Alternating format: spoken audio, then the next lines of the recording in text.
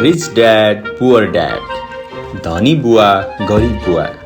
अध्याय 5, उपाय 4, करको इतिहास र कर्पोरेसन्सको शक्ति। हामीलाई स्कुलमा रबिन हुड र उनको सुखी गिरोहको कथा सुनाइएको थियो। यो कथा मलाई अझै सम्झना छ।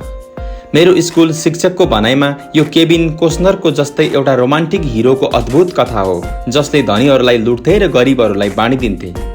मेरो धनी बुवाको नजरमा रबिन हुड हिरो थिएन। उहाँले त्यसलाई बदमास मान्नुहुन्थ्यो। रबिन हुडको मृत्यु भएको लामो समय भइसके पनि उनका अनुयायी आज पनि जिउँदैछन्। धेरैपल्ट मैले मानिसहरूले भनेको सुनेको छु, उसलाई धनीहरूले पैसा किन दिँदैनन्, या धनीहरूले बढी कर तिर्नुपर्छ र त्यो गरिबहरूलाई बाँडिदिनुपर्छ। धनीहरूसँग लिएर गरिबहरूलाई बाँडिदिने रबिन हुडको विचार गरिब र मध्यम वर्गका मानिसका लागि सर्वाधिक दुःखको कारण हो। रबिन हुडको यही आदर्शका कारण मध्यम वर्ग र गरिबहरूमाथि ठूलो करको बोझ लादिएका छन्। साँचो अर्थमा धनीहरूमाथि कर नै लाग्दैन। गरिबहरूको भलाइका लागि जुन पैसा लाग्छ त्यो मध्यम वर्गबाट आउँछ, खास गरी शिक्षित र उच्च आम्दानी गर्ने मध्यम वर्गबाट। करको बारेमा पूर्ण रूपले बुझ्नको लागि हामीले यसको ऐतिहासिक पृष्ठभूमिलाई बुझ्नु जरुरी छ। हुन त मेरो पढे लेखेका बुवाले शिक्षाको इतिहासमा राम्रो जानकारी राख्नुहुन्थ्यो, तर मेरो धनी बुवाको करको इतिहासमा विशेषज्ञ हुनुहुन्थ्यो। धनी बुवाले माइक र मलाई भन्नुभयो, बेलायत र अमेरिकामा पहिले कुनै कर लाग्दैनथ्यो। कहिलेकाहीँ युद्धको खर्च टार्न सीमित अवधिसम्म भने कर लाग्ने गर्थ्यो। राजा या राष्ट्रपतिले मुखैले बताउँथे। हरेकले उनको भनाइ अनुसार आफूले सहयोग गर्थे। फ्रान्समा सन् 1779 देखि 1816 को बीचमा युद्ध ताका नेपोलियनले कर लगाएका थिए। अमेरिकामा सन् 1861 देखि 1865 को बीचमा गृहयुद्धको खर्च धान्न कर लगाइएको थियो। सन् 1874 मा बेलायतमा आम्दानी करलाई स्थायी रूपमा लागू गरियो। सन् 1913 मा संविधानको 16औं संशोधनको साथसाथै अमेरिकामा पनि आयकर स्थायी रूपले लागू गरियो। 100 अमेरिकीहरू कर विरोधी थिए। बोस्टन हार्बरमा प्रसिद्ध टी पार्टीको घटना चियामाथि धेरै कर लगाइएको कारणले नै भएको थियो, जसबाट क्रान्तिकारी युद्धलाई बल पुगेको थियो। आम्दानी करलाई जनताले सहज स्वीकार्न पनि बेलायत र अमेरिकालाई लगभग 50 वर्ष लाग्यो। यी ऐतिहासिक तथ्याङ्कबाट हामी दुवै अवस्थामा कर धनीहरूमाथि लगाइएको थियो भनेर भन्न सक्दैनौँ। माइक र मैले यो कुरालाई कहिल्यै नबिर्सौँ भन्ने धनी बुवा चाहनुहुन्थ्यो। हामीलाई उहाँले प्रस्ट्याउनु भयो। कर सम्बन्धी विचार चाँडै लोकप्रिय भयो र धेरै जसोले यो विचारलाई आत्मसात गर्दै गए, किनभने उनीहरूमाझ कर धनीहरूलाई सजाय दिँदै गरिब र मध्यम वर्गीयलाई सहयोग गर्ने तन्त्र हो भने प्रस्ट्याइयो। त्यसकारण जनताले कर कानुनको समर्थनमा भोट हाल्यो र वैधानिक बन्यो। हुन त यसको लक्ष्य धनीहरूलाई दण्ड दिनु हो, तर यथार्थमा यसले तिनै मानिसलाई दण्ड दिन पुग्छ जसले यसको समर्थन गरेका थिए, अर्थात् गरिब र मध्यम वर्गका मानिसहरूलाई नै। एकपल्ट सरकारले पैसाको स्वाद चाहिहाल्यो अनि उनीहरूको भोग झन्झन बढ्दै गयो। धनी बुवाले भन्नुभयो, तिम्रो बुवा र म पूर्ण रूपले विरोधी हौँ। उनी एक सरकारी कर्मचारी हुन् र म एक पुँजीपति हुँ। हामीलाई विपरीत व्यवहारको कारण पैसा हात लाग्छ र हाम्रो सफलताको मापदण्ड पनि फरक फरक ढङ्गबाट मापन गरिन्छ। उनलाई पैसा खर्च गर्न र मानिसहरूलाई रोजगारी दिनको लागि पैसा दिइन्छ। उनले जति धेरै खर्च गर्छन् र जति धेरै मानिसहरूलाई रोजगारी दिन सक्छन्, उसको सङ्गठन त्यति नै ठुलो हुँदै जान्छ। सरकारमा जति ठुलो उनको सङ्गठन हुन्छ, उति धेरै नै सम्मान उनलाई गरिन्छ। अर्कोतिर मेरो सङ्गठनमा म जति कम मानिसलाई राख्छु र जति कम खर्च गर्छु, मेरो लगानीकर्ताले मलाई उति नै सम्मान गर्छन्। त्यसो हुँदा म सरकारी मानिस रुचाउँदिन। उनीहरूको लक्ष्य व्यवसायका धेरै जसो मानिसका भन्दा केही फरक ढङ्गको हुन्छ। सरकारी कर्मचारी जति जति बढ्छन्, उति उति उनीहरूलाई तलब दिनको लागि धेरै कर आवश्यक पर्छ। मेरो पढे लेखेको बुवा सरकारले मानिसहरूलाई सहयोग गर्नुपर्छ भन्ने कुरामा विश्वास गर्नुहुन्थ्यो। उहाँ जोन एफ केनेडीलाई मन पराउनुहुन्थ्यो, खास गरी पीस कार्टर्सको विचारसँग। उहाँ मेरो आमा र बुवा दुवै पीस कार्टर्सको लागि काम गर्नुहुन्थ्यो भन्ने विचारलाई मन पराउनुहुन्थ्यो। उहाँहरूले मलेसिया, थाइल्यान्ड र फिलिपिन्स जाने स्वयंसेवकहरूलाई प्रशिक्षित गर्नुहुन्थ्यो। उहाँहरूले सधैँ अतिरिक्त अनुदान र बजेट वृद्धि गर्ने कोसिस गर्थे ताकि धेरै मानिसलाई भर्ती गर्न सकियोस्। उहाँहरूले पीस कार्टर्समा जस्तै शिक्षा विभागको आफ्नो जागिरमा पनि यस्तै गर्नुहुन्थ्यो। यो उहाँहरूको काम नै थियो। जब म 10 वर्षको थिएँ, त्यसै बेलादेखि मैले आफ्नो धनी बुवाबाट सुन्दै आएको छु, सरकारी कर्मचारी अल्छी चोरहरूको गिरोह हो। मेरो गरिब बुवाबाट मैले सुनेको छु, धनीहरू लोभी र बदमाश हुन्छन्, तिनीहरूबाट बढीभन्दा बढी कर लिनुपर्छ। दुवै विचारको पक्षमा तर्क दिन सकिन्छ। कसले सही भनिरहेको छ, कसको कुरामा मैले विश्वास गर्नुपर्ने हो छुट्याउन मेरो लागि मुस्किल थियो। किनकि एकातिर मैले सहरको सबैभन्दा ठुला उद्योगपति मध्ये एउटाको काम गरिरहेको थिएँ भने अर्कोतिर जब म घर आउँथेँ त्यहाँ मेरो गरिब बुवासँग बस्नु पर्थ्यो, जो एक प्रख्यात सरकारी नेता थिए। तर जब तपाईँले करको इतिहासलाई अध्ययन गर्नुहुन्छ अनि एउटा रोचक प्रसङ्ग अगाडि आउँछ। मैले पहिला पनि भने, कर लागू हुन सक्नुको कारण जनताले रबिनहुडको अर्थशास्त्रीय सिद्धान्तलाई विश्वास गर्थ्यो, जुन सिद्धान्तले भन्थ्यो धनीहरूबाट लिएर बाँकी सबैलाई बाँडिन्छन्।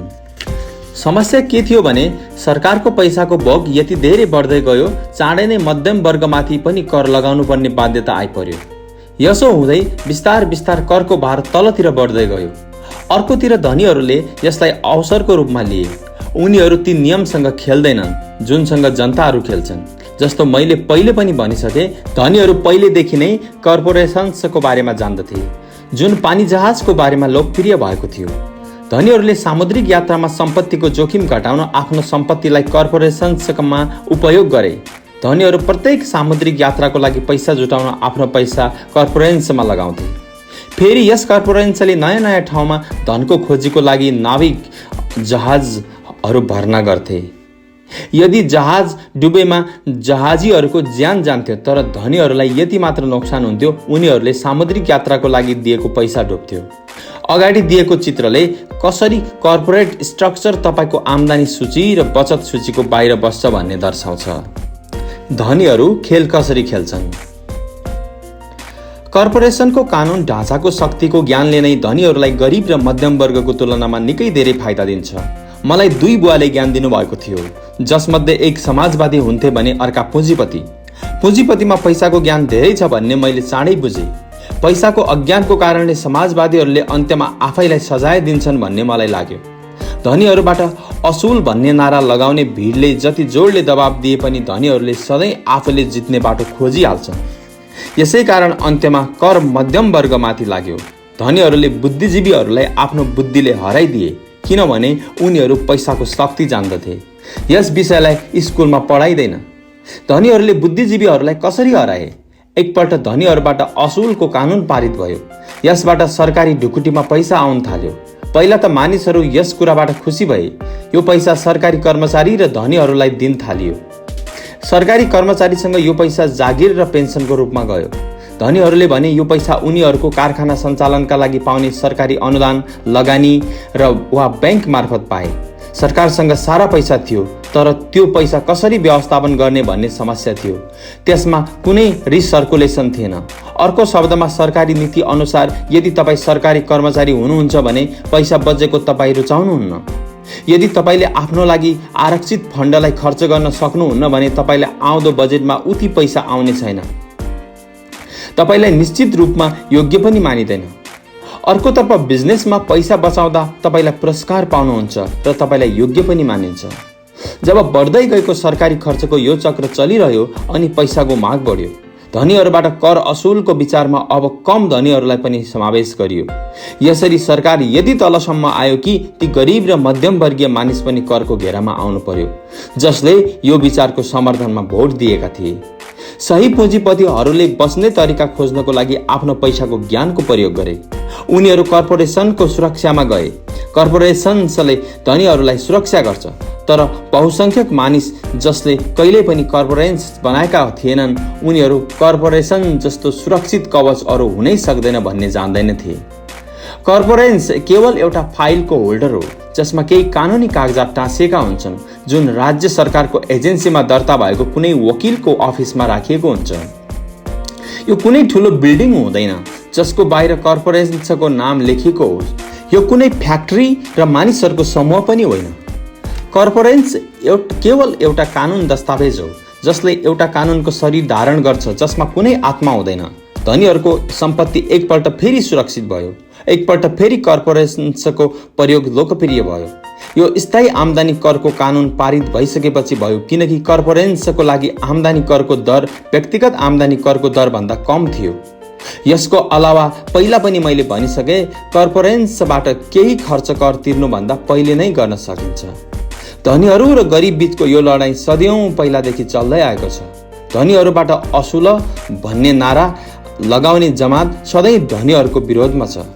यो लडाईँ अनन्तकालसम्म चलिँदै रहनेछ। समस्या के छ भने हार्नेहरूसँग ज्ञानको कमी छ। हरेक बिहान उठेर तयार हुँदै अफिसमा कडा परिश्रम गर्ने र त्यसको लागि कर तिर्ने मानिसहरू नै हार्नेवाला मानिस हुन्। यदि उनीहरूले धनीहरूले कसरी पैसाको खेल खेल्छन् भन्ने जान्न सके भने उनीहरूले पनि यस खेललाई त्यसरी नै खेल्न सक्छन्।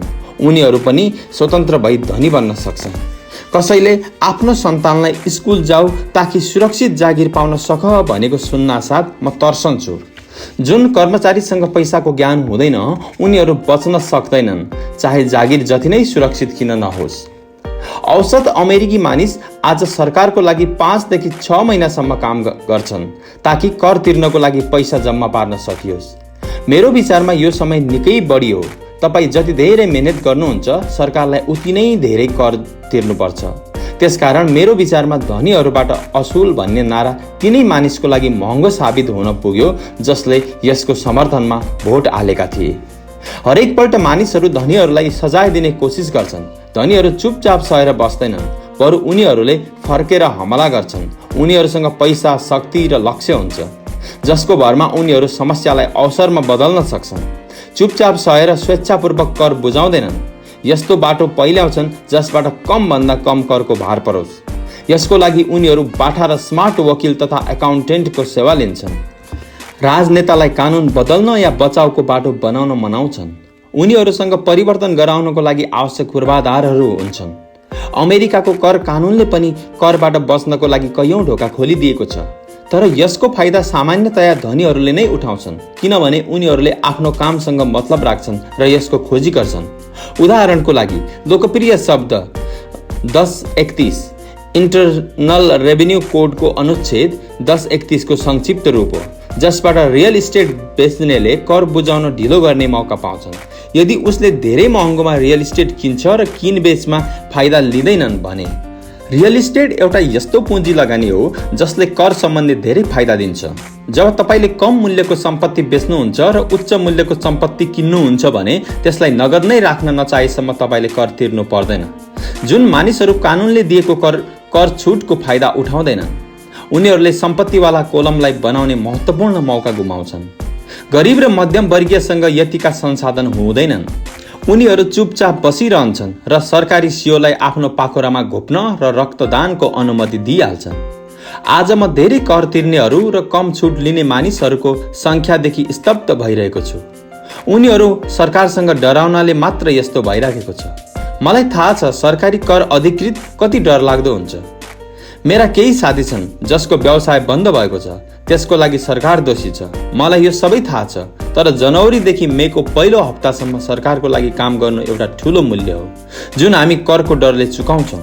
मेरो गरिब बुवाले कहिले पनि फर्केर हमला गर्नु भएन। मेरो धनी बुवाले पनि यस्तो गर्नु भएन। उहाँले मात्र खेललाई चलाखीपूर्ण तरिकाले खेलिरहनु भयो। उहाँले त्यो चलाखी कर्पोरेन्सको माध्यमले गर्नुभयो जुन धनीहरूको सबैभन्दा ठुलो रहस्य हो। धनी बुवाबाट मैले पहिला सिकेका उपाय तपाईहरूलाई थाहै होला। म 9 वर्षको बच्चा थिएँ र मैले उहाँसँग कुरा गर्न लामो समयसम्म प्रतीक्षा गर्नु परेको थियो। म प्राय उहाँको अफिसमा बसेर उहाँलाई पर्खिन्थेँ। उहाँ म पर्खिरहेको थाहा पाएर पनि मलाई वास्ता गर्नुहुन्न थियो। मैले उहाँको शक्तिलाई बुझौँ र उहाँ जत्तिकै म पनि एक दिन शक्तिशाली बनौँ भन्ने उहाँको चाहना थियो। जति समयसम्म मैले उहाँको मार्गदर्शनमा पढेँ र सिकेँ उहाँले मलाई सधैँ ज्ञान नै शक्ति हो भन्ने याद दिलाउनु भयो।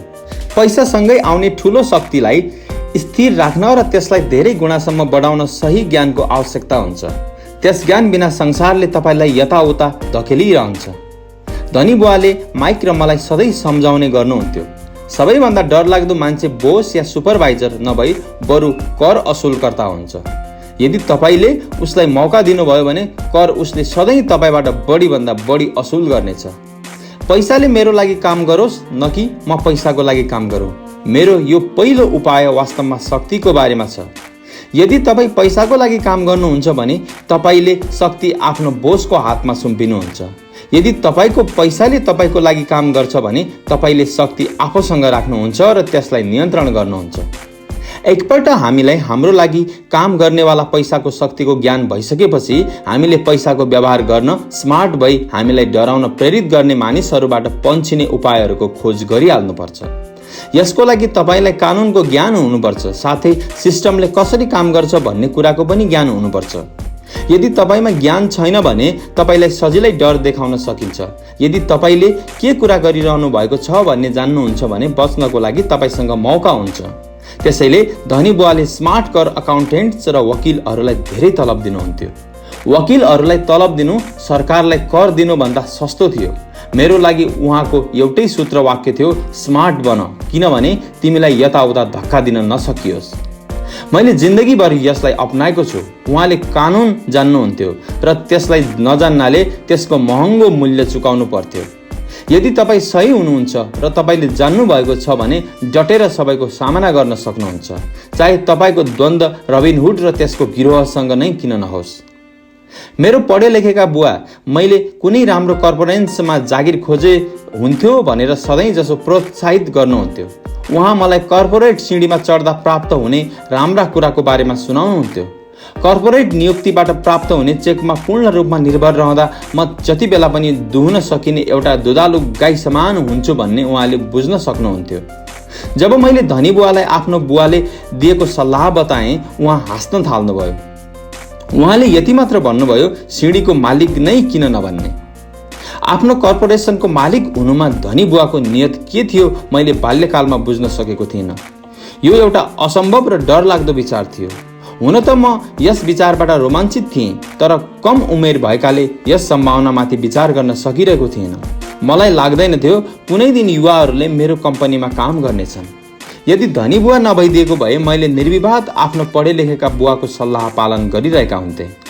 धनी बुवाले बारम्बार सम्झना गराइरहनाले नै मेरो आफ्नो कर्पोरेसनको विचार जीवित रह्यो र यसले मलाई अलग बाटोमा हिँडाइरह्यो। जब म 15 या 16 वर्षको भएँ, त्यस बेलादेखि नै मेरो पढे लेखेको बुवाले देखाएको बाटोमा हिँड्नु हुन्न भन्ने मैले जानिसकेको थिएँ। मैले त्यसलाई व्यवहारमा कसरी उतार्ने छु भनेर जान्दिनथे, तर मैले म भिडको साथमा हिँड्ने छैन भनेर दृढ निश्चय गरिसकेको थिएँ। म मेरा सहपाठी जाँदै गरेको दिशातिर जाने छैन, यस निर्णयले मेरो जिन्दगी बदलिदियो। 25 वर्षको हुँदासम्म पनि मैले धनी बुवाको सल्लाह पूर्ण रूपले बुझ्न सकेको थिइनँ। मैले हालसालै मरिन क्रप्स छाडेको थिएँ र फोटोकपी मेसिन कम्पनीको लागि काम गर्दै थिएँ। मैले धेरै पैसा पाइरहेको हुँदाहुँदै पनि जतिखेर मैले आफ्नो तलबको चेक हेर्थेँ सधैँ निराश हुन्थेँ। कटौतीहरू धेरै हुन्थ्यो। जब म धेरै सफल हुन लागेँ अनि मेरो वरिष्ठ बसले मेरो बढुवा गर्ने र तलब बढाइदिने कुरा गर्न थाले। यो सुन्दा राम्रो लागे पनि मेरो कानमा आफ्नो धनी बुवाको आवाज गुन्जिरहन्थ्यो, तिमीले कसको लागि काम गरिरहेका छौ? तिमीले कसलाई धनी बनाइरहेका छौ? सन् 1974 मा फोटोकपी मेसिन उत्पादक कम्पनीको कर्मचारी हुँदा नै मैले आफ्नो पहिलो कर्पोरेसन बनाएँ र आफ्नो काममा मतलब राख्न सुरु गरिहालेँ। पहिलेदेखि नै मेरो सम्पत्तिवाला कोलममा केही सम्पत्ति थियो। अब त्यसलाई बढाउनु पर्छ भन्ने मैले ठानिसकेको थिएँ। कटौतीवाला तलबलाई हेर्दा हेर्दै मैले धनी बुवाको सल्लाहमा समझदारी देखिसकेको थिएँ। मैले आफ्नो पढे लेखेको बुवाको सल्लाह उचित माने भने मेरो भविष्य कस्तो हुन्छ स्पष्ट देखिसकेको थियो। धेरै नियुक्तिवाला यदि आफ्ना कर्मचारीले आफ्नै मात्र काममा ध्यान दिन्छन् भने उनीहरूले राम्रो रूपमा लिँदैनन्। यसो गर्दा उनीहरूको व्यवसायको लागि राम्रो हुँदैन। मेरो हकमा यस्तो भएन। एकपल्ट मैले आफ्नो काममा मतलब राख्दा पनि म एउटा राम्रो कर्मचारी उत्तिकै रहेँ। मेरो अगाडि अब एउटा लक्ष्य थियो। म बिहान चाँडै आउँथे र मेहनत साथ काम गर्थे। यसबाट धेरैभन्दा धेरै पैसा कमाउन सकियोस्, किनभने त्यसलाई रियल इस्टेटमा लगाउनु थियो। हवाईमा त्यस्ताका तीव्र रूपमा मूल्य वृद्धि हुँदै गएको थियो। त्यहाँ आफ्नो भाग्य चम्काउन सकिने अवस्था थियो। त्यहाँ जति धेरै लगानीको सम्भावना म देख्थे त्यति नै धेरै फोटोकपी मेसिन मैले बेचेँ। मैले जति बढी मेसिनहरू बेचेँ त्यति नै बढी पैसा पाएँ र मेरो तलबी चेकबाट त्यति नै बढी कटौती पनि भए। यो मेरो लागि प्रेरणादायक थियो। म कर्मचारी बन्ने जालबाट बाहिरिन चाहन्थे। म मेहनत गर्नको साथ अझै बढी मेहनत गर्थेँ। सन् 1978 सम्ममा सर्वोत्कृष्ट 5 सेल्सम्यान मध्ये म पनि एक थिएँ। प्राय नम्बर 1। म मुसादौडबाट जति सक्दो चाँडो बाहिर निस्कन हतारिएको थिएँ। 3 वर्षभन्दा कम समयमा मैले फोटोकपी मेसिनको तुलनामा आफ्नो सानो कर्पोरेसनबाट निकै धेरै पैसा कमाइरहेको थिएँ। मेरो कर्पोरेसनको उद्देश्य रियल इस्टेटमा लगानी गर्नु थियो। मैले आफ्नो कर्पोरेसनमा आफ्नो सम्पत्तिवाला कोलममा बढाइरहेको पैसाले मेरो लागि काम गरिरहेको थियो। मैले कपियर बेच्नको लागि ढोका ढकढक्याउनु पर्ने आवश्यकता थिएन। धनी बुवाको सल्लाह धेरै बुद्धिमानी लागिरहेको थियो। छिट्टै नै मेरो सम्पत्तिबाट आउने नगद प्रवाह पनि धेरै भयो। मेरो कम्पनीले मेरो लागि पहिलो कार किनिदियो। फोटोकपी मेसिन उत्पादक कम्पनीका मानिसलाई लाग्यो मैले आफ्नो कमिसन बेचेँ, तर मैले यस्तो गरिरहेको थिइनँ। मैले आफ्नो कमिसनलाई सम्पत्तिवाला कोलममा लगानी गरिरहेको थिएँ। मेरो पैसाले अरू धेरै पैसा कमाउनको लागि कडा मेहनत गरिरहेको थियो। मेरो सम्पत्तिवाला कोलमको हरेक डलर एउटा राम्रो कर्मचारी जस्तै थियो, जसको कडा परिश्रमको कारणले अरू धेरै कर्मचारी तयार हुन्थे। सबै मिलेर आफ्नो बोसलाई नयाँ कार उपहारको रूपमा दिन्थे, त्यो पनि कर बुझाउनुभन्दा पहिला नै। मैले फोटोकपी मेसिनको लागि धेरै कडा मेहनत गर्न सुरु गरिदिएँ। मेरो योजना यही सही ढङ्गबाट चलिरहेको थियो र मेरो कार नै यसको जिउँदो प्रमाण थियो। आफ्नो धनी बुवाबाट सिकेको उपायको कारण नै म त्यस मोसादौडको संज्ञाबाट बाहिर निस्कन सफल भएँ। म कम उमेरमै एउटा नियोक्ता बनिसकेको थिएँ। यो पैसाको ज्ञानले नै सम्भव भएको थियो। यस वित्तीय ज्ञानलाई म लगानीको प्रमुख सूत्र भन्छु। बिना आर्थिक स्वतन्त्रताको मेरो बाटोमा धेरै नै समस्या आउन सक्थे होला। अब मैले आर्थिक सेमिनारहरूमा अरूलाई आफ्नो ज्ञान बाँड्न सकूँ भन्ने आशाका साथ सिकाउँछु। जब म लेक्चर दिन्छु, उनीहरूलाई हमेसा लगानीको प्रमुख सूत्र विशेषज्ञताको 4 ठूला क्षेत्रबाट आएको ज्ञानबाट बनेको हुन्छ भन्ने गर्छु। नम्बर 1 हो लेखा। यसलाई म लगानीको साक्षरता भन्छु। यदि तपाईँ साम्राज्य बनाउन चाहनुहुन्छ भने यो धेरै महत्त्वपूर्ण दक्षता हो। तपाईँ जति धेरै धनको जिम्मेवारी चाहनुहुन्छ त्यति नै धेरै सूक्ष्मताको जरुरी हुन्छ, नत्र भने तपाईँको साम्राज्य तासको महल जस्तै भताभुङ्ग हुन्छ। यो बायाँ मस्तिष्कको खेल हो, जसलाई वर्णन या विश्लेषणको आवश्यकता पर्छ। लगानीको साक्षरता त्यो योग्यता हो जसको सहाराले फाइनान्सियल स्टेटमेन्ट्स पढ्न र बुझ्न सकिन्छ। यस योग्यताले तपाईँ कुनै पनि व्यवसायका कमजोरी र बलिया आधार चिन्न सक्नुहुन्छ। नम्बर 2 हो लगानी। यसलाई म पैसाले पैसा बनाउने विज्ञान भन्छु। यसमा तरिका, रणनीति र सूत्रहरूको आवश्यकता हुन्छ। यो मस्तिष्कको दायाँ वा रचनात्मक भाग हो। नम्बर 3 हो बजारको ज्ञान, माग र पूर्तिको विज्ञान। बजारको व्यवस्थापन सम्बन्धी भाग जान्न जरुरी छ, जुन भावनाहरूद्वारा सञ्चालित छ। सन् 1996 मा क्रिसमसको बेला टिकलमी एल्मो डालको प्रकरण पनि व्यवस्थापन तथा भावनाहरूद्वारा सञ्चालित बजारको उदाहरण हो। बजारको दोस्रो तत्त्व लगानीको मूलभूत या आर्थिक ज्ञान हो। के कुनै लगानीमा वर्तमान बजारको परिस्थितिको हिसाबले लगानी गर्नु बेवकुफी हुन्छ या बुद्धिमानी? धेरै मानिसको सोचाइमा बजार या लगानीका अवधारणा बालबालिकाहरूले बुझ्नै सक्दैनन्, किनभने यो जटिल हुन्छ। बालबालिकाले यी विषयलाई अनुभूतिबाट बुझ्न सक्छन् भन्ने उनीहरू जान्दैनन्। जुन मानिसहरू एल्मो डालबाट अपरिचित छन्, उनीहरूको लागि यो सिसम स्ट्रिट चरित्र हो, जसलाई क्रिसमस भन्दा पहिले केटाकेटीहरूले लगभग सबैभन्दा माथि राखेका थिए। क्रिसमसको लागि यसको विज्ञापन गरिसकेपछि जब यो बजारबाट गायब भयो अनि धेरैले सोच्न थाले कम्पनीले जानाजान बजारमा यसको अभाव सिर्जना गरेको हो। यसको माग धेरै थियो र पूर्ति कम थियो, त्यसैले बजारमा हारालुसको अवस्था सिर्जना भयो। स्टोरसम्म किन्नको लागि कुनै खेलौना बचेन। दोकानदार र खेलौना बनाउनेहरूले यसबाट नाफा हुने प्रशस्त सम्भावना देखे। जसले डल खेलौना पाएको थिएन, ती दुर्भाग्यशाली अभिभावकले क्रिसमसको लागि कुनै अर्को खेलौना किन्न बाध्य भए। टिकलमी एल्मो डलको अविश्वसनीय लोकप्रियताको कारण मैले बुझ्न सकिनँ, तर यो माग र पूर्ति सम्बन्धी अर्थशास्त्रको राम्रो उदाहरण हो। यही कुरा स्टक, बन्ड, रियल इस्टेट र बेसबल कार्डमा पनि लागू हुन्छ। नम्बर 4 हो कानुन। उदाहरणको लागि अकाउन्टिङ, लगानी र बजारको व्यवस्थापन दक्षताको सहाराले कर्पोरेन्सको प्रयोगमा विस्फोटक वृद्धि प्रदान गर्न सकिन्छ। कुनै पनि मानिस जसलाई कर्पोरेसन्सद्वारा दिइने कर, फाइदा र सुरक्षाको ज्ञान हुन्छ, उसले तीव्र गतिले प्रगति गर्न सक्छ, धनी बन्न सक्छ, जुन कुनै कर्मचारी या लघु व्यवसायको मालिकको लागि सम्भव छैन। यसबीच पैदल हिँड्ने र उड्ने जत्तिकै फरक छ। हामीले यसलाई दीर्घकालीन सम्पत्तिको सन्दर्भमा हेर्छौँ भने यो धेरै फरक हुन जान्छ। 1. कर लाभ। एउटा कर्पोरेसनले धेरै कुरा गर्न सक्छ। यो विशेषज्ञताको एक रोमाञ्चक क्षेत्र हो। जबसम्म तपाईको व्यवसाय या सम्पत्ति प्रशस्त हुँदैन, तपाईँ यसमा छिर्न आवश्यक छैन। कर्मचारीले कमाउँछन् र कर तिर्छन्, अनि जति बच्छ त्यसबाट आफ्नो खर्च चलाउँछन्। एउटा कर्पोरेसनले जति कमाउँछ उति नै खर्च गर्न गर्छ र बचेको रकमले कर तिर्छ। यो धनीहरूले प्रयोग गर्ने सबभन्दा ठुलो कानुन रक्षा कवच हो। यसलाई बनाउन सजिलो छ र धेरै महँगो पनि छैन, तर शर्त के हो भने तपाईसँग राम्रो नगद प्रवाह भइरहेको आफ्नै लगानी होस्। उदाहरणको लागि आफ्नो कर्पोरेसनको फाइदा यस्तो छ, घुम्न जाने हवाई जहाजको खर्च बोर्ड मिटिङ कार्यक्रम बन्न जान्छ। कारको भुक्तानी, बिमा, रिपेयर इत्यादि कम्पनी खर्चमा भइहाल्छ। हेल्थ क्लबको सदस्यता पनि कम्पनी खर्चमा चढिहाल्छ। धेरैजसो रेस्टुरेन्ट, डिनर पनि आंशिक व्यय हुन्छ। अरू पनि धेरै खर्च गर्छन् जुन कर बुझाउनुभन्दा पहिले नै गरिन्छ। 2. कानुन मुद्दाबाट सुरक्षा। हामी एउटा कानुनी समाजमा बसिरहेका छौँ। हरेक मानिसले तपाईबाट फाइदा चाहन्छन्। धनी मानिसहरू आफ्नो क्रेडिटर्सबाट आफ्नो सम्पत्ति लुकाउन र कर्पोरेन्स र ट्रस्टहरूको सहारा लिन्छन्। जब कुनै मानिसले कुनै धनी मानिसमाथि मुद्दा हाल्छ अनि उसलाई थाहा हुन्छ धनी मानिस कानुन कवचले घेरिएको छ, कानुनले प्रस्ट्याइदिन्छ वास्तवमा धनी मानिससँग कुनै सम्पत्ति नै छैन।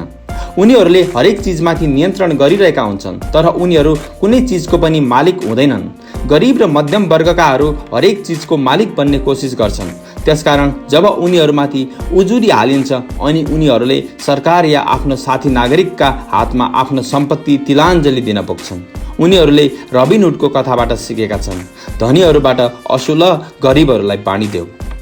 कर्पोरेसन बनाउने तरिकाहरू बताउनु यो पुस्तकको लक्ष्य होइन, तर मेरो भनाइ यदि तपाईसँग कुनै प्रकारको वैध सम्पत्ति छ भने जतिसक्दो चाँडो कर्पोरेसनबाट प्राप्त हुने फाइदा र सुरक्षाको बारेमा सिक्नुहोस्। यसबारेमा थुप्रै पुस्तक लेखिएका छन् जसले यी फाइदाको बारेमा विस्तारपूर्वक बताउँछन्। कर्पोरेसन बनाउनको लागि आवश्यक सिँढीहरू पनि बताउँछन्। एउटा पुस्तक अध्ययन गर्न धेरै उपयुक्त हुन्छ जसको शीर्षक छ थिङ्क एन्ड ग्रो रिच, अर्थात् सोच्नुहोस् र धनी बन्नुहोस्। यस पुस्तकले कर्पोरेसनको शक्तिको बारेमा विस्तारपूर्वक वर्णन गरेको छ। फाइनान्सियल आइक्यू वास्तवमा विशेष कुशलता र गुणको मेल हो। म त यही भन्छु, यी माथि उल्लेखित 4 व्यवस्थापन दक्षताहरूको समन्वय हो जुन मूलभूत फाइनान्सियल ज्ञानको आधार हो। यदि तपाईँ प्रशस्त पैसा कमाउन चाहनुहुन्छ भने यी दक्षताको समन्वयले तपाईमा फाइनान्सियल ज्ञान धेरै नै बढ्नेछ। संक्षेपमा, कर्पोरेसनको मालिक कर्पोरेसनमा काम गर्ने, धनीहरू कमाउँछन्, कर्मचारीहरू कमाउँछन्। धनीहरू खर्च गर्छन्, कर्मचारीहरू कर बुझाउँछन्। धनीहरू कर बुझाउँछन्, कर्मचारीहरू खर्च गर्छन्। तपाईको सम्पूर्ण फाइनान्सियल रणनीतिको लागि हामी तपाईलाई सम्पत्तिको चारैतिर कर्पोरेसन रूपी कवचले ढाक्ने सल्लाह बढिदिन्छौँ। अध्याय 6 उपाय 5 धनीहरू पैसा आविष्कार गर्छन्। गए राति मैले केही पनि लेखिन। अलेक्जेन्डर ग्राहम बेलको जीवनमा आधारित एउटा टिभी कार्यक्रम हेरेँ। बेलले टेलिफोनको प्रतिलिपि अधिकार दर्ता गराएका थिए। उनको नयाँ खोजको धेरै माग थियो। उनलाई एउटा ठुलो कम्पनीको आवश्यकता थियो। यसैले उनले त्यसबेलाको प्रसिद्ध कम्पनी वेस्टर्न युनियनमा गएर आग्रह गरे उनको कानुनी अधिकार र सानो कम्पनी युनियनले किनोस्। उनी पुरै प्याकेजको लागि $1,00,000 चाहन्थे। वेस्टर्न युनियनका अध्यक्षले यो प्रस्ताव सुन्ने बित्तिकै आँखी बाउँ खुम्च्याउन थाले। उनको प्रस्तावको मूल्य धेरै भएकाले यसलाई अस्वीकार गरियो। बाँकी कुराको त इतिहास नै साक्षी छ। वेस्टर्न युनियनको अस्वीकारसँगै खर्बौं डलरको उद्योग जन्मियो र AT&T नामक कम्पनी सगर्भ उभियो। अलेक्जेन्डर ग्राहम बेलको कथा समाप्त भइसकेपछि साँझको समाचार आइरहेको थियो। समाचारमा एउटा स्थानीय कम्पनीले कर्मचारी कटौती गरेको एउटा खबर थियो। कम्पनीको मालिकबाट ज्यादती भयो भन्दै कर्मचारी रिसाउँदै आन्दोलित थिए। फ्याक्ट्रीको अगाडि जागिरबाट निकालिएको एक 45 वर्षको म्यानेजर आफ्नै श्रीमती र 2 छोराछोरीका साथमा उभिएको थियो। सुरक्षा गार्डसँग भित्र जाने अनुमति मागिरहेको थियो। ऊ मालिकसँग जागिर पुनर्स्थापनाको लागि बिन्ती गर्न चाहन्थ्यो। उसले हालसालै एउटा घर किनेको थियो। उसलाई घर बेच्नु पर्ला भन्ने डर थियो। क्यामेराले उसको अनुनय विनयमाथि दृष्टि गाडिरहेको थियो भने विश्वले यसलाई हेरिरहेको थियो। यसले मेरो पनि ध्यान खिचिहाल्यो। मैले सन् 1984 देखि व्यावसायिक रूपमा पढाइरहेको छु। यो मेरो लागि धेरै राम्रो अनुभव र पुरस्कार भएको छ। यो एउटा विचलित पार्ने काम पनि हो, किनभने मैले हजारौं बच्चालाई पढाएको छु र सबैमा एउटा कुरा उस्तै पाएको छु जसमा म आफै पनि सामेल छु। हामीमा धेरै सम्भावना हुन्छन् र हामीलाई प्रकृतिले प्रशस्त उपहार दिएको छ, तर जे चिजले हामीलाई पछाडि धकेल्छ त्यो आफैमाथि शङ्का गर्नु। व्यवस्थापन सम्बन्धी जानकारीको कमीका कारण नभई आत्मविश्वासको कमीका कारणले हामी पछि परेका हुन्छौँ। धेरै मानिसलाई यसले धेरै असर पारेको हुन्छ। एक दिन हामीले स्कुलको अध्ययन सिद्ध्याउँछौँ अनि थाहा हुन्छ कलेजको डिग्री हुनु या राम्रो अङ्क हुनुको कुनै खास महत्त्व छैन। शैक्षिक घेराभन्दा बाहिर वास्तविक जिन्दगीमा राम्रो अङ्कभन्दा धेरै महत्त्वपूर्ण चिजको आवश्यकता हुन्छ। यसलाई गट्स, बहादुरी, चलाकी, साहस, निरन्तरता, प्रतिभा, जोखिम लिने क्षमता इत्यादि नामले चिनिन्छ। यी तत्त्वलाई चाहे जुनसुकै नामले चिनियोस्, सबैले हाम्रो भविष्यमा स्कुलको नम्बरले भन्दा धेरै असर पार्छ। हामी सबैभित्र एउटा बहादुर, प्रतिभाशाली र जोखिम उठाउन सक्ने चरित्र हुन्छ अनि अर्कोतिर चरित्रको अर्को भाग पनि हुन्छ जसले आवश्यक परे घुँडा टेकेर भिख पनि माग्न सक्छ। मरिन कर्प्स अमेरिकी सेनाको सबैभन्दा सुविधा सम्पन्न टुकडीका पाइलटको रूपमा भियतनाममा 1 वर्ष बसिसकेपछि मलाई आफूभित्र लुकेका यी दुवै चरित्रको बारेमा अन्तर्बोध भयो। दुई मध्ये एउटालाई खराब भन्न सकिँदैन, तर एउटा अध्यापकको रूपमा मैले के जाने भने मान्छेको प्रतिभाको सबैभन्दा ठुलो दुश्मन हुन् चाहिँदो भन्दा बढ्ता डर र आफ्नो क्षमताको बारेमा हुने शङ्का। धेरै विद्यार्थीले जाने पनि जवाब दिन सक्ने हिम्मत नभएको देख्दा मलाई दुःख लाग्थ्यो। वास्तविक जिन्दगीमा स्मार्ट मानिस अगाडि बढ्न सक्दैनन्, बहादुर मानिस अगाडि बढ्छन्। मेरो अनुभवमा तपाईको फाइनान्सियल जिनियसको लागि प्राविधिक ज्ञान र साहस दुवै आवश्यक छ। यदि तपाईलाई धेरै नै डर लाग्छ भने तपाईको प्रतिभा दमन हुन्छ। म कक्षामा विद्यार्थीहरूलाई खतरा लिन सिकौँ, बहादुर बनुन् र आफ्नो प्रतिभाद्वारा आफूभित्रको डरलाई शक्ति र चातुर्यमा बदलुन् भन्ने भावनाले उनीहरूलाई सधैँ प्रेरित गर्छु। केही मानिसका लागि यस सिद्धान्तले काम गर्छ भने धेरैलाई यो डरलाग्दो लाग्छ। धेरैजसो मानिस पैसाको बारेमा धेरै सुरक्षित खेल खेल्न मन पराउँछन्। जोखिम किन उठाउने, आफ्नो फाइनान्सियल आइक्यूलाई विकसित किन गरौँ भन्ने प्रश्नहरू पनि मैले सुनेको छु अनि म जवाब दिन्छु ताकि तपाईहरूसँग धेरै विकल्प हो। हाम्रो अगाडि धेरै ठुला परिवर्तन उभिएका छन्।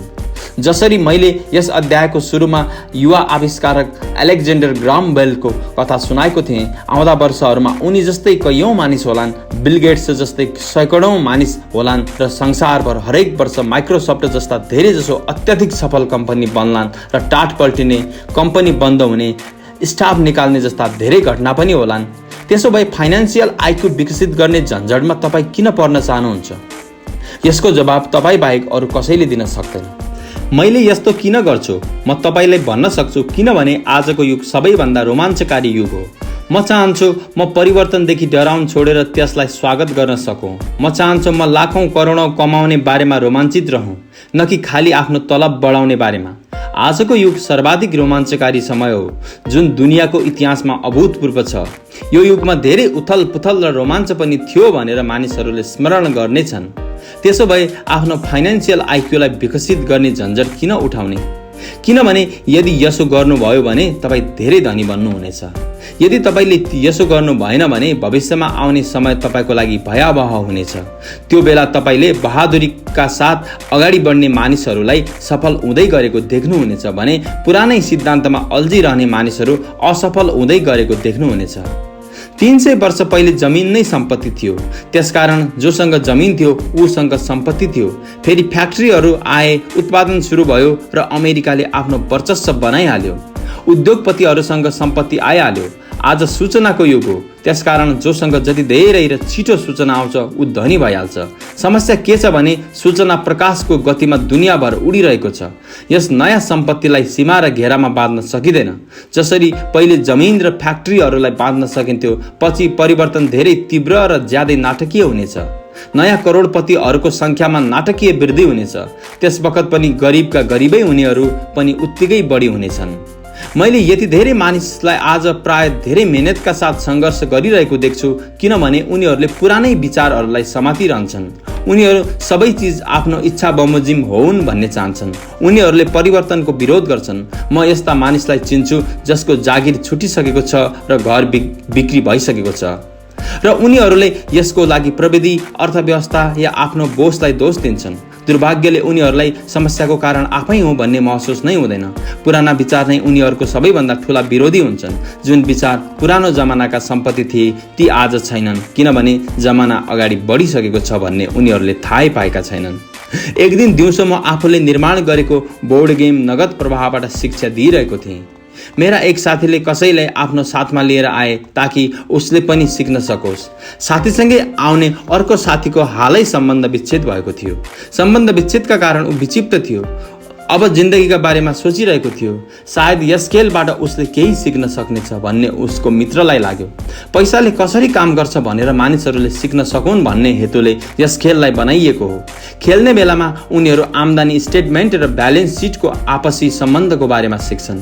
कसरी यी दुवैको बीचमा नगद प्रवाह हुन्छ र पैसाको बाटोमा आफ्नो सम्पत्तिवाला कोलमबाट निस्कने मासिक नगद प्रवाहलाई बढाउन सकिन्छ भन्ने उनीहरू सिक्छन्। किनभने यो आम्दानी तपाईको मासिक खर्चभन्दा धेरै होस्। एकपल्ट यसलाई पाउनु वा हासिल गर्नुभयो भने तपाईँ मुसादौडबाट बाहिर निस्किहाल्नुहुन्छ। तपाईँ तेज बाटोमा हिँडिहाल्नुहुन्छ। जस्तो मैले भने, केही मानिस यस खेललाई घृणा गर्छन्, केहीले यसलाई प्रेम गर्छन्, केहीले यसको मतलब नै बुझ्न सक्दैनन्। एक महिलाले केही सिक्ने बहुमूल्य अवसर गुमाइदिइन्। प्रारम्भिक राउन्डमा उनले एउटा डुडाइट कार्ड तानिन् जसमा एउटा डुङ्गा बनेको थियो। पहिला त उनी खुसी भइन् र भनिन्, अरे मसँग त एउटा डुङ्गा छ। जब उनको मित्रले सोध्यो कसरी सङ्ख्याले उनको आम्दानी स्टेटमेन्ट र ब्यालेन्स सिटमा काम गर्छ, अनि त उनी नाजवाब भइहालिन्, किनभने उनलाई गणित कति पनि मन पर्दैन थियो। बाँकी बचेका खेलाडीले धैर्यतापूर्वक प्रतीक्षा गरे। जब उनको साथीले आम्दानी स्टेटमेन्ट, ब्यालेन्स सिट र मासिक नगद प्रवाहको बारेमा उसलाई सम्झाइरहे, तब अचानक उनले थाहा पाइन् सङ्ख्याले यसरी पनि काम गर्दो रहेछ। उनको डुङ्गाले उनलाई जिउँदै खाइरहेको छ भन्ने जानेर उनलाई झट्का लाग्यो। पछि उनी डाउन साइज भइहालिन् र उनलाई एउटा बच्चा पनि भयो। यो उनको लागि भयानक खेल साबित भयो। कक्षा सकिएपछि उनको साथी आयो र मसँग भन्यो, उनी धेरै विचलित छिन्। उनी कक्षामा लगानीका बारेमा सिक्न आएकी थिइन्। उनलाई यो धेरै मूर्खतापूर्ण लाग्यो। उनका लागि यो बेकारको खेलमा धेरै समय बर्बाद भयो। यस खेलले उनको कुनै भित्री भागलाई उजागर गरिरहेको छ कि नियालेर हेर भन्दै उनको मित्रले उनलाई सम्झाउने कोसिस गरे। तर उनले यो खेल मन नपरेको र आफ्नो पैसा फिर्ता चाहिएको बताइन्। उनले भनिन्, यो खेलले कसैको भित्री भागलाई उजागर गर्छ भन्ने विचार मूर्खतापूर्ण छ। उनको पैसा तत्काल फिर्ता गरियो। उनी फर्केर गइहालिन्। सन् 1984 देखि मैले करोडौँ कमाइरहेको छु। मैले मात्रै यस कारणले कमाइरहेको छु किनभने स्कुल सिस्टमले त्यो सिकाउँदैन जुन मैले सिकाइरहेको छु। स्कुलमा धेरैजसो शिक्षकले भाषण दिन्छन्। आफ्नो विद्यार्थी जीवनमा मलाई भाषणदेखि घृणा थियो। भाषण सुन्नासाथ म दिक्क भइहाल्थेँ र मेरो दिमाग यताउति घुम्न थाल्थ्यो। सन् 1984 देखि मैले ख्यालमै शिक्षा दिन सुरु गरेँ। मैले यस खेललाई ज्ञान बढाउने बाटोमा कति उपयोगी हुन सक्छ र यसलाई सिक्न आवश्यक छ भन्ने सुझाव सहित युवाहरूलाई सिक्न उत्साहित गरेँ। सबैभन्दा महत्त्वपूर्ण कुरा, यस खेलले मान्छेको व्यवहारलाई पनि उदाङ्ग पार्छ। यो तत्कालीन एउटा फिडब्याक सिस्टम पनि थियो। शिक्षकले लेक्चर दिँदा पनि खेल एउटा व्यक्तिगत लेक्चर बनिहाल्छ जुन तपाईँको लागि नै बनाइएको छ। ती महिलाको मित्रले पछि मलाई सबै कुरा बताउन फोन गर्यो। उनी अब शान्त छिन्। शान्त भइसकेपछि उनले खेल र आफ्नो जीवनको बीचमा केही आपसी सम्बन्ध पनि महसुस गरेकी छिन्। उसले भन्यो, हुन त उनको र उनको श्रीमानसँग डुङ्गा थिएन, तर बाँकी सबै चिज थिए। आफ्नो सम्बन्ध विच्छेदपछि उनी धेरै चिन्तित थिइन्। उनको श्रीमान एउटी कम उमेरकी महिलासँग भागेको थियो। 20 वर्षको विवाह पश्चात उनीहरूसँग सम्पत्तिको नाममा एकदमै थोरै सामान थियो। उनीहरू बीच भागभण्डाका लागि लगभग केही पनि थिएन। 20 वर्षको उनीहरूको विवाहित जिन्दगीमा निकै आनन्द आएको थियो, तर उनीहरूले केवल ड्युडेट मात्रै जम्मा गरेका थिए। आम्दानी स्टेटमेन्ट र ब्यालेन्स सिट बुझ्न नसकिरहेका कारण अङ्कसँग उनी रिसाएकी थिइन्। उनको विचारमा दाम कामको हिसाब किताब राख्नु पुरुषको काम हो। उनले घर र उनको लोग्नेले पैसा सम्हाल्थे। लोग्नेले पैसा लुकाएको छ भन्ने उनको दरिलो आशंका थियो। पैसा कहाँ गएको छ र उनको लोग्नेले अर्की महिलासँग सम्बन्ध गाँसिसकेको थाहा पाएकोमा उनी आफैसँग क्रोधित थिइन्। बोर्ड गेम जस्तै दुनियाँले पनि तत्कालै फिडब्याक दिन्छ। यदि धेरै ध्यान दियौँ भने हामीले धेरै सिक्न सक्छौँ। केही समय पहिलेको कुरा हो, धोबीले मेरो पेन्ट खुम्च्याइदिएको छ भनेर मैले आफ्नी श्रीमतीसँग भने। मेरी श्रीमती बिस्तारै मुस्कुराइन् र मेरो पेन्टमा औँला गाड्दै भनिन्, पेन्ट खुम्चिएको नभई बरु अरू कुनै चिजको दाग लागेको छ। नगद प्रवाह नामक यो खेल हरेक खेलाडीलाई व्यक्तिगत फिडब्याक दिने हिसाबले तयार गरिएको छ। यसको लक्ष्य तपाईँलाई विकल्प दिनु हो। यदि तपाईँले ढुङ्गावाला कार्ड निकाल्नुहुन्छ र यसले तपाईँलाई ऋणमा धकेल्छ भने यो प्रश्न उठ्छ, अब तपाईँले के गर्नुहुन्छ? तपाईँसँग कति फाइनान्सियल विकल्प छन्? यही बुझाउनु नै यो खेलको लक्ष्य हो। खेलाडीहरूले नयाँ र धेरै फाइनान्सियल विकल्प बनाउन सकुन् भनी सोच्न सिकाउनु खेलको लक्ष्य हो। मैले 1000 भन्दा धेरै मानिसले यो खेल खेलिरहेको देखेको छु। उनीहरूमध्ये जो यस खेलको मुसादौडबाट सबैभन्दा चाँडो निस्कन्छन् उनीहरूलाई अङ्कको ज्ञान हुन्छ। त्यस्तै उनीहरूसँग रचनात्मक फाइनान्सियल दिमाग हुन्छ। उनीहरूले धेरै नै फाइनान्सियल विकल्प देख्छन्। जसलाई सबैभन्दा धेरै समय लाग्छ उनीहरूलाई अङ्कहरूको ज्ञान हुँदैन। धनी मानिसहरू प्राय रचनात्मक हुन्छन् र सोच विचारका साथ खतरा उठाउँछन्। नगद प्रवाह खेल्नेहरू धेरै यस्ता पनि हुन्छन् जसले यस खेलमा धेरै नै पैसा कमाइहाल्छन्, तर पैसालाई के गर्ने भन्ने उनीहरूलाई थाहा हुँदैन। उनीहरूमध्ये धेरै जसो वास्तविक जिन्दगीमा पनि आर्थिक रूपले सफल हुँदैनन्। हरेक कोही उनीहरूबाट अगाडि निक्लिहाल्छन्। उनीहरूसँग पैसा हुन्छ। यही वास्तविक जिन्दगीमा पनि हुन्छ। यस्ता धेरै मानिसहरू छन् जोसँग धेरै पैसा हुन्छ, फेरि पनि उनीहरू आर्थिक रूपले अगाडि बढ्न सक्दैनन्। आफ्ना विकल्पलाई सीमित गर्नु पुराना विचारसँग टाँसिरहनु जस्तै हो। हाई स्कुल समयको मेरो एउटा साथीले अहिले 3वटा जागिर गरिरहेको छ। 20 वर्ष पहिले ऊ मेरो सबै सहपाठीमध्ये सबैभन्दा धनी कहलिन्थ्यो। जब स्थानीय सुगर प्लान्टेसन बन्द भयो उसको काम पनि बन्द भयो, किनभने ऊ त्यसै कम्पनीमा काम गर्थ्यो। उसको दिमागमा केवल एउटा पुरानो विकल्प दौडिरहेको थियो। त्यो पुरानो विकल्प थियो कडा मेहनत गर। नयाँ खोजेको काममा पनि उसले पुरानो कम्पनीमा उसको वरिष्ठता सोच सरहको जागिर पाउन सकेन। यो नै समस्या थियो। परिणाम के भयो भने उसले अहिले गरिरहेको काम उसको योग्यताभन्दा मुनिको छ। त्यसकारण उसको तलब पनि कम छ। उसलाई बाँच्नको लागि जति पैसा चाहिएको छ त्यति कमाउनको लागि उसले 3वटा जागिर गरिरहनु परेको छ। मैले नगद प्रवाह खेल्ने मानिसहरूले सही अवसर प्रदान गर्ने कार्ड उनीहरूले पाउन सकिरहेका छैनन् भन्ने गुनासो गर्दै गरेको सुनेको छु। त्यसैले उनीहरू जहाँको त्यहीँ बसिरहेका हुन्छन्। म यस्ता मानिस देख्छु जसले वास्तविक जिन्दगीमा पनि यस्तै गर्छन्। उनीहरू ठप्प बसेर राम्रो अवसर पर्खिरहेका हुन्छन्। मैले मानिसहरूले राम्रो अवसरयुक्त कार्डको प्रतीक्षा गर्दै गरेको देखेको छु। फेरि पनि उनीहरूसँग पर्याप्त पैसा हुँदैन। उनीहरू यस्तो गुनासो गर्छन्, यदि उनीहरूसँग पर्याप्त पैसा हुँदो हो त मुसादौडबाट बाहिरिन सक्ने थिए। त्यसकारण उनीहरू त्यहीँ बसिरहन्छन्। मैले वास्तविक जिन्दगीमा पनि यस्ता मानिस देखेको छु जसले त्यसै गर्छन्। उनीहरूले महान अवसर देख्छन् तर उनीहरूसँग पैसा हुँदैन। अनि म अर्को के देख्छु भने मानिसहरू एउटा महान अवसरयुक्त कार्ड तान्छन्, त्यसलाई जोडसँग पढ्छन् तर उनीहरूलाई यो महान अवसर हो भन्ने थाहै हुँदैन।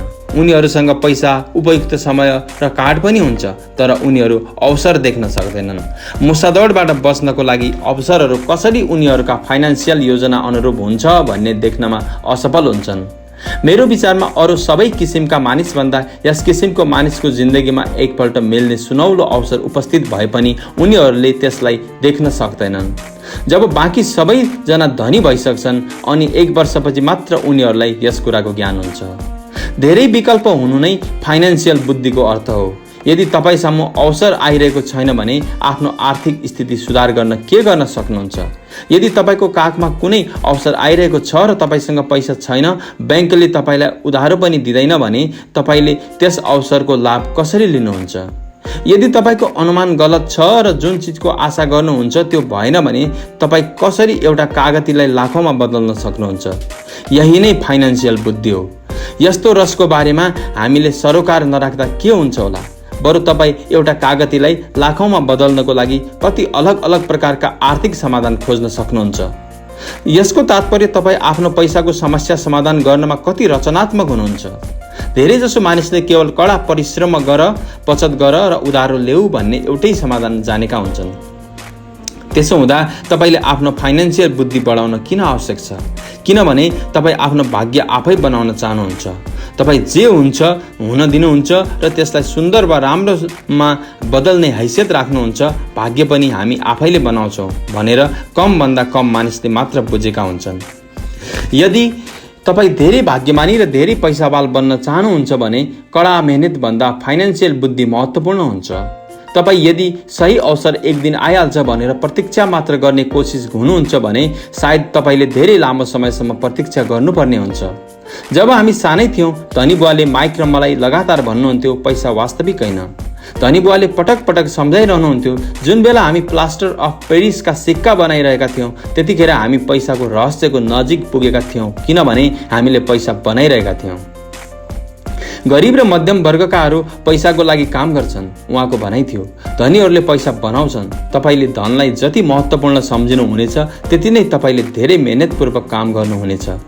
यदि तपाईँले पैसा केही पनि होइन भन्ने विचार मनमा ल्याउनुहुन्छ भने त्यसलाई हटाउनुहोस्। यसबाट तपाईँ धेरै छिटो धनी बन्न सक्नुहुन्छ। यदि पैसा वास्तविक चिज होइन भने यो के हो? माइक र मैले बारम्बार उहाँलाई यस्तो प्रश्न गरिरहन्थ्यौँ। पैसा यो हो भनेर हामी जसरी सहमत हुन्थ्यौँ उहाँले पनि त्यति नै उत्तर दिनुहुन्थ्यो। हामीसँग एकलौटी जुन सबैभन्दा शक्तिशाली पुँजी छ त्यो हो हाम्रो दिमाग। यदि यसलाई राम्रोसँग प्रशिक्षित गर्ने हो भने यसले 1 मिनेटमा धेरै सम्पत्ति बनाउन सक्छ। यति सम्पत्ति जुन 300 वर्ष पहिलेका राजा रानीले सपनामा पनि देखेका थिएनन् होला। एउटा अप्रशिक्षित व्यक्ति धेरै गरिब पनि बन्न सक्छ। सूचनाको यस युगमा पैसा मिनेटभरमा बन्छ। केही मानिस त जिरोबाट सुरु गरेर अविश्वसनीय ढङ्गबाट धनी बन्छन्। यसको लागि उनीहरू केवल केही विचार अनुबन्धको सहारा लिन्छन्। तपाईलाई यो कुरा शेयर बजारमा प्रशिक्षण गर्नेहरूले सजिलै बताउन सक्छन्। शेयर बजारमा लगानी या प्रशिक्षण गर्नेहरूमा प्राय यस्तो भइरहन्छ। केही क्षणमा करोडौं बनाउन सकिन्छ। ट्रेडिङ पिटमा हातको एउटा सङ्केतले टोरन्टोको ग्राहकको आदेशमा लिस्बनको ट्रेडरको बत्ती बल्छ र सेयर क्षणभरमै टोरन्टो पुगिहाल्छ। 1 मिनेटपछि सेयर बिक्रीको आदेश दिन्छ जुन एकैछिनमा बिकिहाल्छ। यस सम्पूर्ण मामिलामा धनको लेनदेन भएको हुँदैन, केवल अनुबन्धहरू भएको हुन्छ। त्यसो भए आफ्नो फाइनान्सियल प्रतिभा किन विकसित गर्ने? यसको उत्तर तपाईँले मात्र दिन सक्नुहुन्छ। मैले यसलाई किन विकसित गर्दैछु भनेर म तपाईँलाई बताउन सक्छु। मैले यसलाई विकसित यसकारण गर्छु किनभने म चाँडै नै धन कमाउन चाहन्छु।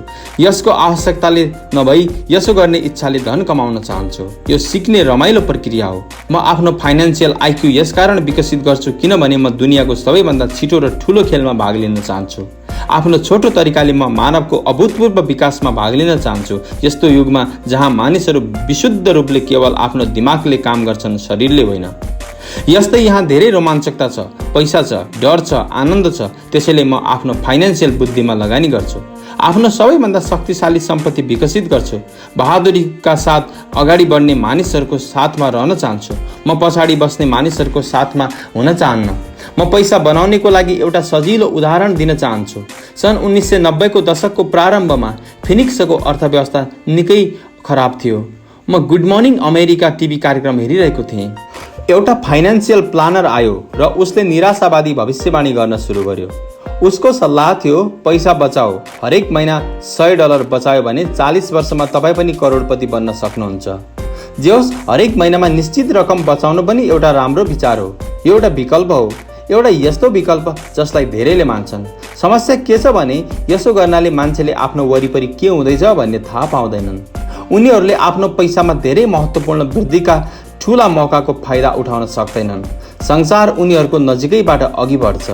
जस्तो मैले भने, अर्थव्यवस्था त्यस बेला धेरै खराब अवस्थामा थियो। लगानीकर्ताहरूको लागि यो एउटा आदर्श बजारको स्थिति थियो। मेरो धेरै पैसा त्यस बेला स्टक मार्केट र अपार्टमेन्ट हाउसहरूमा फँसेको थियो।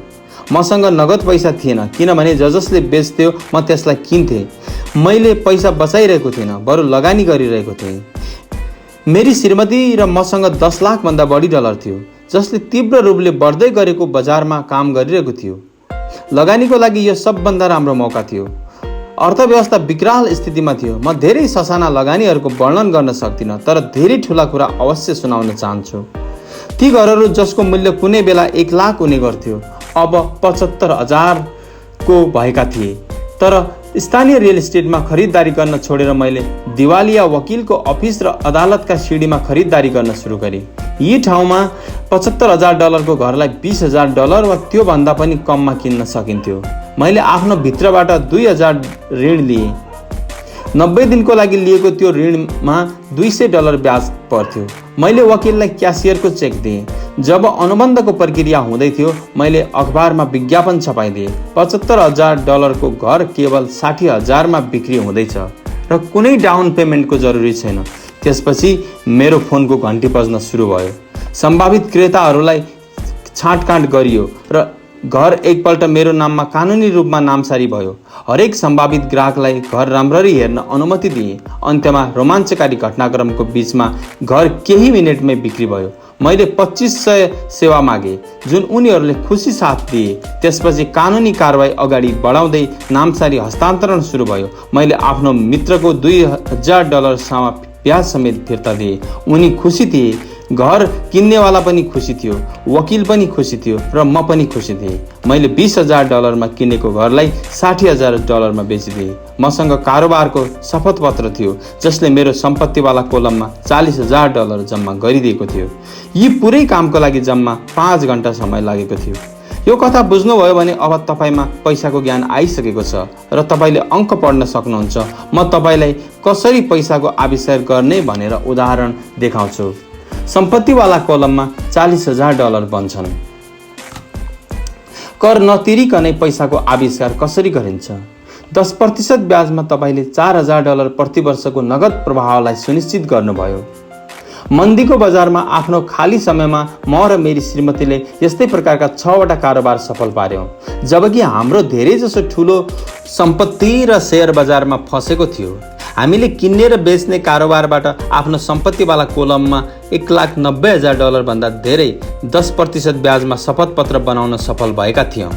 यसरी हरेक वर्षको अनुमानित आय $1,90,000 भएको थियो र यसको धेरै जति भाग हाम्रो प्राइभेट कर्पोरेसनबाट सुरक्षित थियो। यो $1,90,000 वार्षिक आम्दानीको ठूलो भाग हाम्रो कम्पनीको कार, पेट्रोल, ट्रिप्स, बिमा, ग्राहकहरूसँग डिनर इत्यादि चिजहरूमा खर्च हुन सक्थ्यो। सरकारले त्यस आम्दानीमाथि कर लगाउने मौका पाउन्जेलसम्म यो कानुनी रूपले खर्च भइसकेको हुने थियो।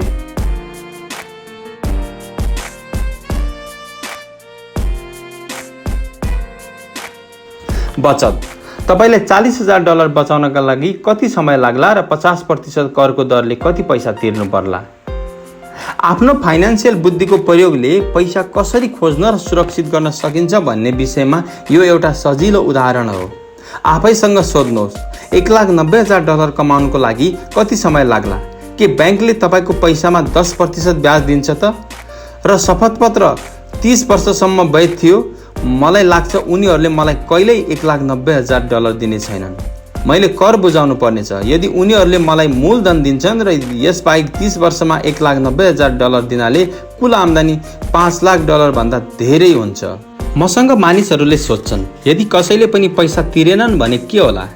यस्तो हुन्छ पनि र यो एउटा राम्रो खबर हो। सन् 1994 देखि 1997 सम्म फिनिक्स रियल इस्टेट बजार देशभित्र सबैभन्दा व्यस्त बजार प्रमाणित भएको छ। त्यो $60,000 को घरलाई फेरि पनि $70,000 मा बेच्न सकिन्छ र अर्कोपल्ट फेरि $2,500 सेवा शुल्कको रूपमा असुल्न सकिन्छ। नयाँ ग्राहकको लागि पनि यो निशुल्क कारोबार हुन्छ। त्यस्तै प्रक्रिया चलिरहन सक्छ। जब मैले पहिलोपल्ट घर बेचेको थिएँ त्यसबेला $2,000 मात्र खर्च गरेको थिएँ।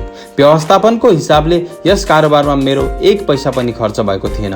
लगानीमा मेरो असुली प्रचुर थियो। आफूसँग पैसा नहुँदा पनि धेरै पैसा कसरी कमाउन सकिन्छ भन्ने यो एउटा गतिलो उदाहरण हो। दोस्रो कारोबारमा अर्कोपल्ट बेच्दा मैले $2,000 आफ्नो खल्तीमा हाल्छु र लोनलाई 30 वर्षसम्म फेरि बढाइदिन्छु। यदि मैले बिना पैसा सम्पत्ति कमाउँछु भने लगानीमा मेरो सफलता कस्तो होला? मलाई थाहा छैन, तर यो $100 हरेक महिना बचाउनु भन्दा त धेरै राम्रो कुरा हो। $100 हरेक महिना वास्तवमा $150 प्रति महिनाको रकम हो, किनभने 40 वर्षसम्म यसमा 5% कर लागिसकेको छ र अर्कोपल्ट फेरि तपाईमाथि 5% कर लाग्छ। यस्तो गर्नु धेरै बुद्धिमानीको काम होइन। यो सुरक्षित हुन सक्ला तर स्मार्ट होइन। आज सन् 1997 जब म यो पुस्तक लेखिरहेको छु भने बजारको अवस्था 5 वर्ष पहिलेको भन्दा पूर्ण रूपले भिन्न छ। फिनिक्सको रियल इस्टेट बजार पुरै अमेरिकाको ईर्ष्याको केन्द्र बनेको छ। जुन घर त्यस बेलाको हामीले $60,000 बेचेका थियौँ, आज त्यसको मूल्य $1,10,000 भइसकेको छ। अझै पनि त्यस्ता मौका छन्, तर अब तिनको खोजी गर्नमा मैले धेरै समय र पैसा खर्च गर्नुपर्ने हुन्छ। ती दुर्लभ छन्, तर आज हजारौं ग्राहक ती कारोबारको खोजीमा भौतारिरहेका छन् र धेरै कम बुद्धिमानीपूर्ण मौका मात्र बाँकी छन्। बजार परिवर्तन भइसकेको छ। यो अगाडि बढ्ने समय हो। यो सम्पत्तिवाला कोलममा अन्य मौका खोज्ने समय हो। तपाईँ यहाँ यस्तो गर्न सक्नुहुन्न। यो कानुनको विरुद्धमा छ। तपाईँले झुट बोलिरहनु भएको छ। मैले यस्ता प्रतिक्रिया धेरै सुन्छु, र के तपाईँ मलाई यसो गर्ने तरिका बताउन सक्नुहुन्छ? यस्तो आग्रह कम सुन्छु। गणित सजिलो छ। तपाईँलाई बीजगणित या क्याल्कुलेटरको आवश्यकता पर्दैन। मैले धेरै यस कारण लेख्दिनँ किनभने यसको कम्पनीले कानुनी कारोबार सम्हाल्छ र भुक्तानीको सेवा पनि। मैले छत र टोयलेट मर्मतको झन्झट पनि उठाउनु पर्दैन किनभने यो काम घर मालिकको हो। कहिलेकाहीँ कसैले पैसा बुझाउँदैन। यो पनि राम्रो हुन्छ किनभने त्यसबाट विलम्बित शुल्क प्राप्त हुन्छ या बेचिन्छ। कोड प्रणालीले यी सबैलाई सम्हाल्छ। हुनसक्छ यसले तपाईँको क्षेत्रमा काम गर्दैन। बजारको अवस्था भिन्न हुन सक्छ, तर यस उदाहरणले कसरी एउटा सजिलो वित्तीय प्रक्रियाले केही समयमा नै लाखौं डलर बनाउन सक्छ, जसको लागि धेरै पैसा पनि लाग्दैन र तपाईँको लागि जोखिम पनि कम हुन्छ भन्ने दर्शाउँछ। अनुबन्धद्वारा बनाइने पैसाको उदाहरण हो। हाई स्कुलको शिक्षा हुने जोसुकैले पनि यस्तो गर्न सक्छ। यद्यपि धेरै जसो मानिसले यस्तो गर्दैनन्। उनीहरू मेहनत गर र पैसा बचाओको पुरानो सल्लाह सुन्छन्। झन्डै 30 घण्टाको मेहनतपछि लगभग $1,90,000 सम्पत्तिवाला कोलममा आइहाले यसका लागि कर पनि दिनु परेन। यी मध्ये कुन चाहिँ सल्लाह तपाईँलाई धेरै कठिन लाग्छ? 1. कडा मेहनत गर्दै 50% को दरले कर बुझाउनुहोस् र फेरि जुन रकम बच्छ त्यसबाट बचत गर्नुहोस्। तपाईँको बचतमा तपाईँले 5% ब्याज पाउनुहुन्छ, जसमा एकपल्ट फेरि कर लाग्छ। वा 2. पैसाको ज्ञान विकसित गर्ने समय निकाल्नुहोस् अनि आफ्नो दिमाग र सम्पत्तिवाला कोलमको शक्तिको प्रयोग गर्नुहोस्। यसमा त्यस समयलाई पनि जोड्नुहोस् जुन तपाईँलाई विकल्प नम्बर 1 को प्रयोगबाट $1,90,000 बचाउनमा लाग्छ, किनभने समय तपाईँको सबैभन्दा ठुलो सम्पत्ति हो। अब तपाईँले बुझ्न सक्नुहुनेछ म किन चुपचाप आफ्नो टाउको हल्लाउँछु जबकि मानिसहरूले यस्तो भनेको म सुन्छु, मेरो छोराले स्कुलमा राम्ररी पढिरहेको छ र उसले राम्रो शिक्षा पाइरहेको छ। यो राम्रो हुन सक्छ, तर के यो पर्याप्त छ त? मलाई लाग्छ उपयुक्त लगानी टेक्निक एउटा सानो कुरा हो। यसलाई कसरी एउटा सानो रकम ठुलो रकममा बदलिन सक्छ भन्ने बताउनको लागि लेखिएको छ। मेरो सफलताले एकपल्ट फेरि दर्शाउँछ बलियो वित्तीय जग कति महत्त्वपूर्ण हुन्छ, जुन बलियो वित्तीय शिक्षाबाट सुरु हुन्छ भन्ने कुरा। यो वित्तीय बुद्धि 4 मुख्य टेक्निक दक्षताबाट मिलेर बन्छ भन्ने कुरा मैले पहिले भनिसकेको छु। 1. वित्तीय साक्षरता, अङ्कहरू पढ्ने योग्यता। 2. लगानीको रणनीति, धनबाट धन कमाउने विज्ञान। 3. बजार विज्ञान, माग र पूर्ति। अलेक्जेन्डर ग्राहम बेलले बजारलाई त्यही दिए जुन बजारलाई चाहिएको थियो। यही बिल गेट्सले पनि दिए। $20,000 मा कुनै घर किनेर त्यसलाई $60,000 मा बेच्ने मौका पनि बजारले दिएको थियो, जबकि त्यसको वास्तविक मूल्य $75,000 थियो। कसैले किनिरहेको थियो भने कसैले बेचिरहेको थियो। 4. कानुन, लेखा, कर्पोरेट स्टेट, राष्ट्रिय कानुन र नीतिहरूको बारेमा जागरुकता। म नियमहरूभित्र रहेर खेल खेल्ने सल्लाह दिन्छु। यदि तपाईँ पैसा आविष्कार गर्न चाहनुहुन्छ भने तपाईँमा यी मूलभूत आधारशिला हुनुपर्छ या यी दक्षताको समन्वय हुनुपर्छ। चाहे तपाईँ यस्ता साना घर, ठुला apartment, company, stock, bond, mutual fund, बहुमूल्य धातु, बेसबल कार्ड किनेर गर्नुहोस् या यस्तो किसिमका अन्य काम गर्नुहोस्। सन् 1996 सम्म रियल स्टक मार्केट चर्चामा थियो र हरेक जना यतै आकर्षित थिए। स्टक मार्केटमा पनि धुम मच्चिरहेको थियो। व्यवस्था आफ्नो खुट्टामा उभिन थालिसकेको थियो। मैले सन् 1996 मा बेच्न सुरु गरेँ। त्यस बखत म पेरू, नर्वे, मलेसिया र फिलिपिन्सको यात्रा गरिरहेको थिएँ। लगानीको क्षेत्र परिवर्तन भइसकेको थियो। जहाँसम्म खरिददारीको प्रश्न थियो, अब हामी रियल इस्टेट बजारभन्दा बाहिर थियौँ। हिजो आज मैले आफ्नो सम्पत्तिवाला कोलममा अङ्क बढिरहेको देख्दैछु र सायद यस वर्षको अन्त्यमा बेच्न सुरु गरिदिनेछु। यो कङ्ग्रेसद्वारा पारित गरिने कानुनी परिवर्तनमाथि निर्भर गर्छ। म आशा गर्छु 6 वटा साना घर बेचिदिन्छु र $40,000 को नोटलाई धनमा बदल्नेछु। मैले मेरो एकाउन्टेन्टलाई यो रकमको लागि तयार भई बस्न र करबाट बचाउने तरिका खोज्दै गर्न भन्नुपर्नेछ। म तपाईँलाई यदि भन्न चाहन्छु, लगानी आउने जाने गरिरहन्छन्, मार्केट घट्ने बढ्ने भइरहन्छ, अर्थव्यवस्था बिग्रने र सुध्रने भइरहन्छ। दुनियाँले तपाईँलाई प्रत्येक दिन अनौठो अवसर दिइराखेको हुन्छ। हामीले त्यसलाई देख्न सकेका हुँदैनौँ। दुनियाँ जति धेरै बदलिँदै जान्छ र टेक्नोलोजी जति बढ्दै जान्छ, तपाईँ र तपाईँको परिवारको स्थायी आर्थिक सुरक्षाको लागि त्यति नै धेरै मौका हुने गर्छ। त्यसो भए आफ्नो फाइनेन्सियल बुद्धि विकसित गर्ने झन्झट किन उठाउने? मैले फेरि एकपल्ट यही भन्नेछु, तपाईँले नै यसको जवाब दिन सक्नुहुन्छ। म किन यसलाई सिक्दै र विकसित गर्दै जान्छु त्यो मलाई थाहा छ। यस्तो म परिवर्तन हुँदैछन् र हुनेवाला छ भनेर गर्छु। म परिवर्तनलाई स्वागत गर्न चाहन्छु, अतीतमा टाँसिरहन चाहन्न। मलाई थाहा छ बजारमा ज्वारबाट पनि आउनेछ। म निरन्तर आफ्नो फाइनेन्सियल बुद्धि विकसित गर्न चाहन्छु, किनभने बजारका हरेक परिवर्तनमा केही मानिसले घुँडा टेकेर जागिरको लागि भिख माग्नेछन्। यसै बेला कैयौँ अन्य मानिस भने जीवनले दिएको कागती लिएर त्यसलाई करोडौँमा बदल्छन्। कहिलेकाहीँ जिन्दगीले हामीलाई कागती दिन्छ भन्ने पनि हामीले भुल्नु हुँदैन। यही नै फाइनेन्सियल बुद्धि हो। कागतीलाई मैले कसरी करोडौँमा बदले भनेर मलाई प्राय सोधिन्छ। म व्यक्तिगत लगानीहरूको धेरै उदाहरण दिनको लागि अप्ठ्यारो मान्छु। अरूले मलाई धेरै बकबके भन्ठान्लान् भन्ने डर लाग्छ। यो मेरो इच्छा होइन। त्यसका अङ्कहरू र समयावधिले सत्य र सजिलो घटना बताउन सकियोस् भनेर मात्रै म उदाहरण दिन्छु, ताकि यो सजिलो छ भनी तपाईँलाई बताउन सकूँ। यो धेरै सजिलो छ यदि तपाईँमा फाइनेन्सियल बुद्धिको चारै खम्बाको जानकारी छ भने। व्यक्तिगत रूपले फाइनेन्सियल बुद्धिको लागि मैले मुख्य 2 साधनको प्रयोग गर्छु। त्यो हो रियल इस्टेट र सानो स्टक। मैले रियल इस्टेटलाई आफ्नो जग जस्तै गरेर प्रयोग गर्छु।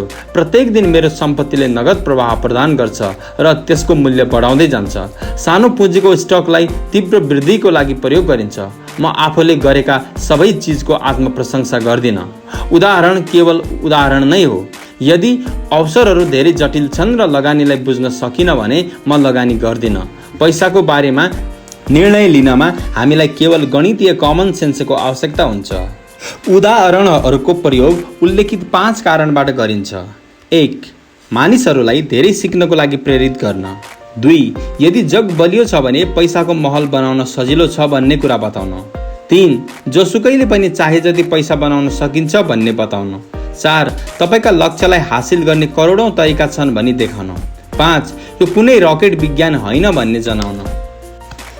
सन् 1989 मा म ओरेगनको पोर्टल्यान्डमा एक सुन्दर ठाउँमा जगिङ गर्ने गर्थेँ। यो ससाना घर भएको उपनगर थियो। सानो र सुन्दर उपनगर थियो। जतासुकै बिक्रीमा छ भन्ने बोर्डहरू देखिन्थे। टिम्बर मार्केटको अवस्था खराब थियो भने स्टक मार्केट धराशायी भएको थियो। अर्थव्यवस्थामा मन्दी आएको थियो। एउटा सडकमा मैले बिक्रीमा छ भन्ने बोर्ड देखेँ, जुन त्यहाँ लामो समयदेखि झुन्ड्याइएको थियो। यो पुरानो देखिन्थ्यो। एक पटक जगिङ गरिरहेको समयमा मेरो भेट यसका मालिकसँग हुन पुग्यो, जो दुखी देखिँदै थियो। मैले सोधेँ, तपाईँले आफ्नो घरको मूल्य कति तोक्नु भएको छ? मालिकले घुम्दै फिक्का मुस्कानका साथ भन्यो, तपाईँले नै मूल्य भन्नुहोस्। यो 1 वर्षभन्दा पहिलादेखि बिक्रीमा छ। आजसम्म यसलाई हेर्नसम्म कोही आएका छैनन्। मैले भने, म यसलाई हेर्छु। अनि आधा घन्टापछि नै मैले यसलाई $20,000 किनिहालेँ, जुन उसले मागेको मूल्यभन्दा कम थियो। यो 2 बेडरुम भएको सानो सुन्दर घर थियो, जसका झ्यालहरूमा जिन्जर ब्रेड ट्रिम थिए। यो सन् 1930 मा बनेको थियो। रङ हल्का निलो थियो। भित्रपट्टि एउटा सुन्दर चट्टानी फायर प्लेस थियो र साना 2वटा बेडरुम थिए।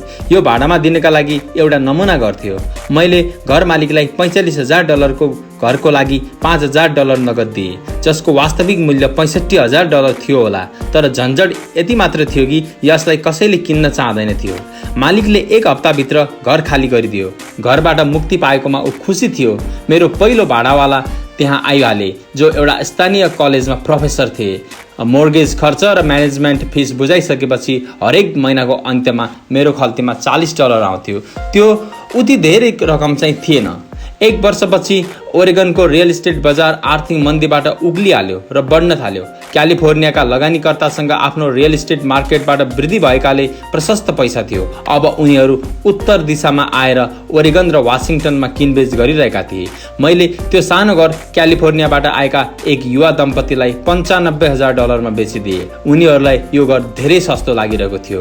यो कारोबारमा मलाई झन्डै $40,000 पुँजी प्राप्त भयो, जसलाई मैले 1031 को करविहीन एक्सचेन्जमा राखिदिए।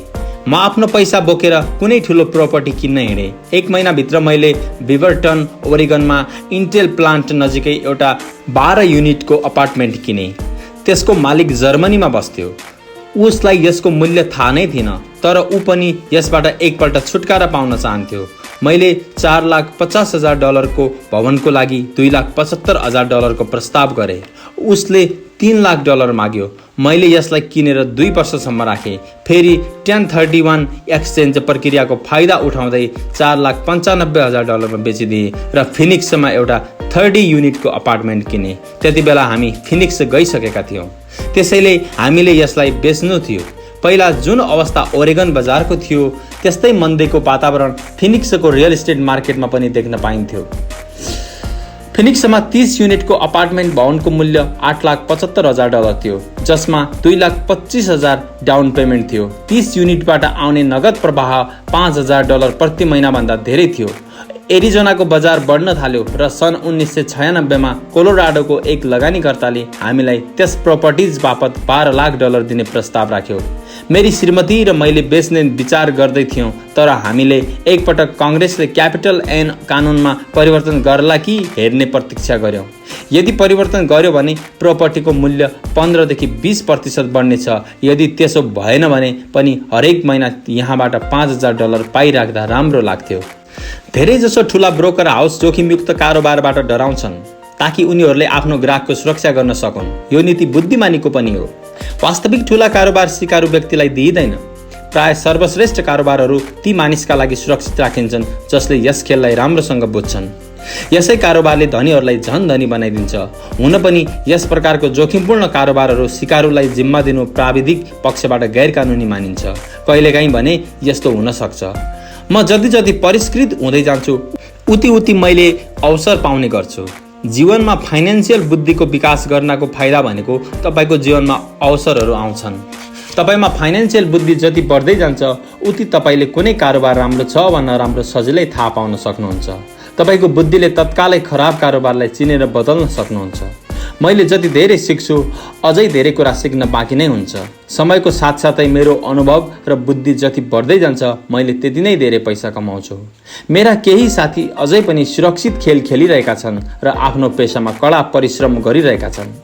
अझै उनीहरूको फाइनेन्सियल बुद्धि विकसित हुन सकेको छैन, जसलाई विकसित हुन धेरै समय लाग्छ। मेरो निचोडको दर्शन हो आफ्नो सम्पत्तिवाला कोलममा बिउ रोप्नु। यो मेरो सूत्र हो। म सानो खुट्किलोबाट सुरु गर्छु र बिउ रोप्छु। केही बिउ उम्रन्छ र केही उम्रदैन। हाम्रो रियल इस्टेट कर्पोरेसनमा हामीसँग करोडौं डलर सम्पत्ति छ। यो हाम्रो आफ्नो REIT अर्थात् रियल इस्टेट इन्भेस्टमेन्ट ट्रस्ट हो। अब म तपाईलाई यो रहस्यको कुरा भन्न चाहन्छु। यी करोडौं मध्ये धेरै प्रपर्टिज त $5,000 देखि $10,000 सम्मको लगानीबाट सुरु भएको थियो। नगद पैसाले किनेका यी प्रपर्टिज आफ्नो भाग्यले तीव्र रूपले बढ्दै बजारमा धेरै महँगो साबित भइसकेका थिए र करबाट मुक्त रहेकै अवस्थामा यसलाई किनेर बेचिएको थियो। यस्तो धेरै वर्षसम्म गरिएको थियो। हाम्रो एउटा स्टक पोर्टफोलियो पनि छ, जसलाई मैले र मेरी श्रीमतीले पर्सनल म्युचुअल फन्ड भन्छौँ। हाम्रा केही साथी हामीले जस्तै लगानीकर्तासँग बिजनेस गर्छन्।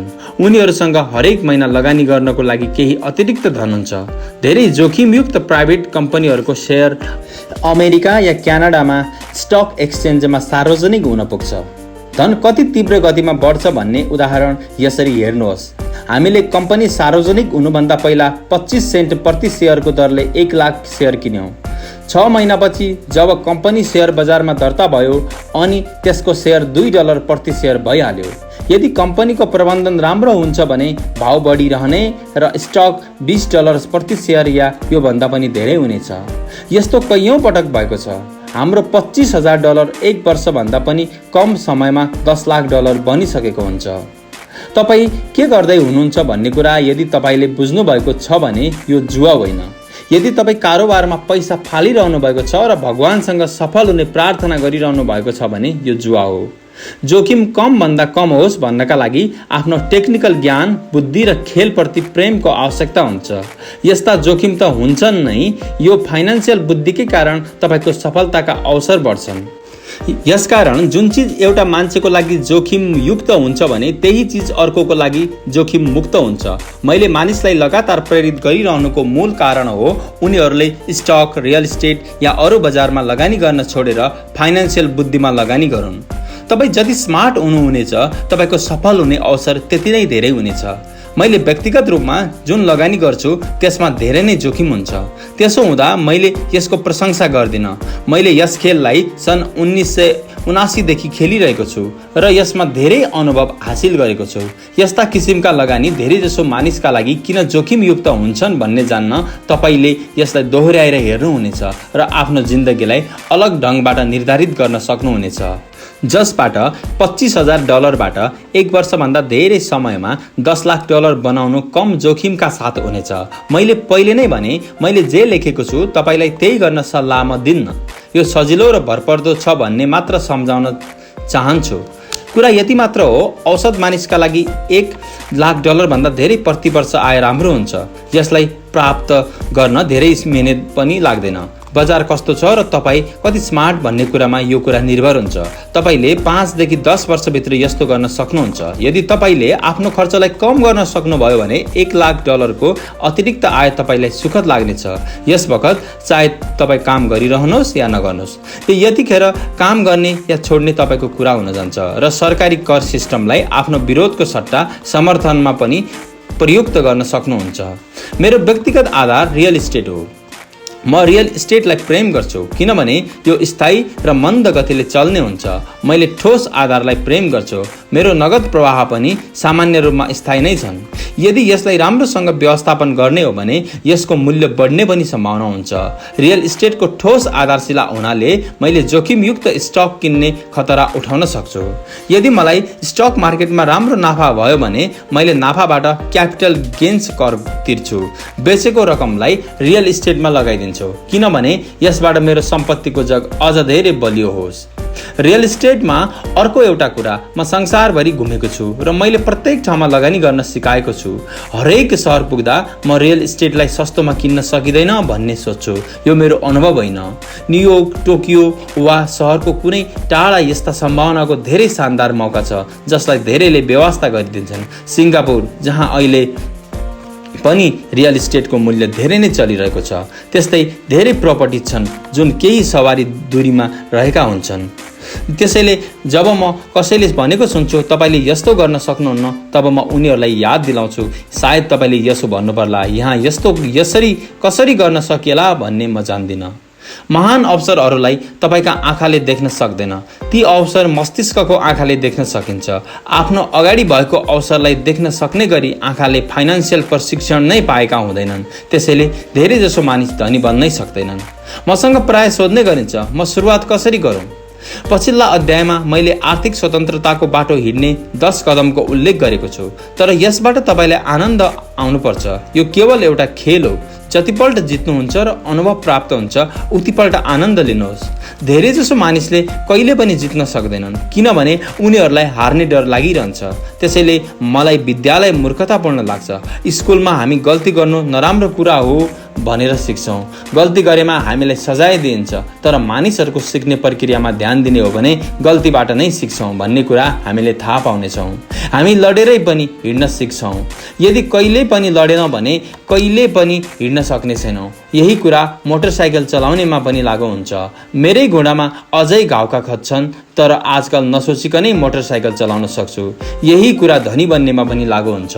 दुर्भाग्यले धेरैजसो मानिस धनी बन्न नसक्नुको मुख्य कारण उनीहरू हारदेखि डराउँछन्, तर जित्नेहरू हार्नबाट डराउँदैनन्।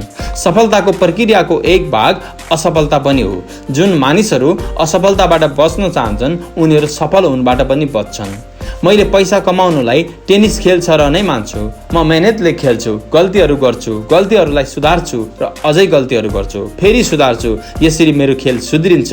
यदि मैले खेल हारेँ भने को नजिक गएर आफ्नो विरोधीसँग हात मिलाउँछु, मुस्कुराउँछु र भन्छु अर्को शनिबार खेलौँला। लगानीकर्ता दुई किसिमका हुन्छन्। एक, पहिलो र सामान्य किसिमका लगानीकर्ताले कुनै एउटा प्याकेजमा लगानी गर्छन्। उनीहरू रियल आउटलेटमा फोन गर्छन्, जस्तो कि उनीहरू एउटा real estate company, stock broker या फाइनेन्सियल प्लानर र फेरि केही कुरा किन्छन्। यो एउटा म्युचुअल फन्ड, REIT स्टक या बोन्ड हुन सक्छ। यो लगानीको सफा र सजिलो तरिका हो।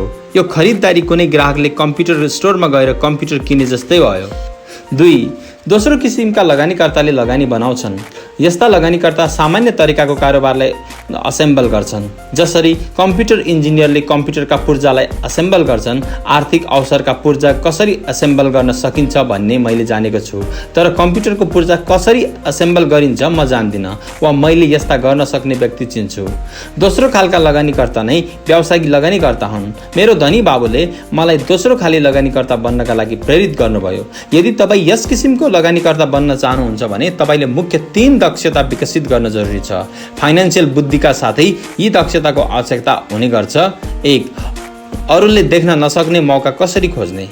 अन्य मानिसले आफ्नो आँखाले त्यस मौकालाई देख्न सक्दैनन्, तथापि तपाईँले आफ्नो दिमागले त्यसलाई देख्न सक्नुहुन्छ। उदाहरणको लागि मेरो एउटा साथीले पुरानो घर किन्यो जुन देख्दा नराम्रो थियो। उसले घर किन किनेको होला भनेर सबैलाई अचम्म लागेको थियो, तर त्यसमा अरूले नदेखेको कुरा उसले देखेको थियो। उसले देखेको कुरा अरूले देख्न सकेका थिएनन्। त्यो कुरा थियो त्यस घरको साथमा 4 खाली जमिनका टुक्रा थिए। उसले यो कुरा कम्पनीमा गएर बुझिसकेको थियो। घर किनिसकेपछि उसले घर भत्काइदियो र ती 5 टुक्रा बिल्डरलाई बेचिदियो। यस कारोबारबाट उसलाई ज्यादा परेको लागतको 3 गुणा मूल्य प्राप्त भयो। उसले 2 महिनाको कामबाट $75,000 कमायो। 2, कसरी पैसा जुटाउने। औसत मानिसहरू ब्याङ्कमा जान्छन्, तर यी दोस्रा किसिमका मानिसलाई पुँजी कसरी जुटाउने भनेर थाहा हुनुपर्छ। ब्याङ्क नगई धेरै तरिकाबाट पैसा जुटाउन सकिन्छ। ब्याङ्कको मद्दत नलिएरै घर कसरी किन्ने भन्ने मैले सिकेको छु। घर किन्नु महत्त्वपूर्ण होइन, तर पैसा जुटाउनु बहुमूल्य कला हो। मैले प्राय मानिसले ब्याङ्कले मलाई ऋण दिएन या मसँग यसलाई किन्नको लागि पैसा छैन भनेको सुनेको छु। यदि दोस्रो खाले लगानीकर्ता बन्न चाहनुहुन्छ भने तपाईँले यसै कारणले गर्दा धेरैजसो मानिसको योजना ठप्प हुन्छन् भन्ने सिक्न जरुरी हुन्छ। मानिसहरू यसकारण कारोबार गर्न सक्दैनन् किनभने उनीहरूसँग पैसा हुँदैन। यदि तपाईँ यो बाधाबाट पार हुन सक्नुहुन्छ भने त्यस्ता मानिसभन्दा धेरै अगाडि पाउनुहुनेछ जसले यस दक्षतालाई सिकेका छैनन्। मैले घर, स्टक वा अपार्टमेन्ट किनेको छु जुन बेला मसँग ब्याङ्कमा 1 पैसा पनि थिएन। मैले एउटा अपार्टमेन्ट हाउस 12 लाखमा किने। यसका लागि एउटा लिखित अनुबन्ध गरेँ जुन किन्ने र बेच्नेवालाको बिचमा थियो। फेरि मैले $1,00,000 को डिपोजिट पनि गरेँ, जसले गर्दा मलाई बाँकी पैसा जुटाउनको लागि 90 दिनको भाका प्राप्त भयो। मैले यस्तो किन गर्नु पर्यो? किनभने मैले यसको मूल्य $20,00,000 थियो भनेर जान्दथे। मैले यो पैसा कहिल्यै जम्मा गरिनँ। यसको सट्टा जुन मानिसले $1,00,000 दिएको थियो उसले मलाई $50,000 दियो ताकि ऊ मेरो काममा सहभागी हुन सकोस्। यसरी ऊ मेरो ठाउँमा आयो। म त्यस लगानी छोडेर बाहिर निस्किएँ। यस काममा मेरो 3 दिन मात्र खर्च भयो। 3, स्मार्ट मानिसहरूलाई कसरी सङ्गठित गर्ने भन्ने कुरामा विवेकशील हुन्छन्। उनीहरू या त आफूभन्दा धेरै बुद्धिमान मानिससँग मिलेर काम गर्छन् या उनीहरूलाई काममा राख्छन्। त्यति बेला पनि तपाईँलाई सल्लाहको आवश्यकता पर्छ। तपाईँको सल्लाहकार बुद्धिमान होस् भन्ने कुरालाई सुनिश्चित गर्नुहोस्। सिक्नका लागि धेरै कुराहरू छन्, तर यसको पुरस्कार पनि धेरै मूल्यवान हुन सक्छ। यदि यो क्षमता सिक्न चाहनुहुन्छ भने तपाईँलाई पहिलो खाली लगानीकर्ता बन्ने सल्लाह दिइन्छ। तपाईँले जान्नुभएको कुरा तपाईँको सबैभन्दा ठुलो पुँजी हो। तपाईँले नजानेको कुरा तपाईँको जोखिमता हो। जोखिम त सधैँ नै रहन्छ, त्यसैले यसबाट बच्नुको सट्टा म्यानेज गर्नुहोस्।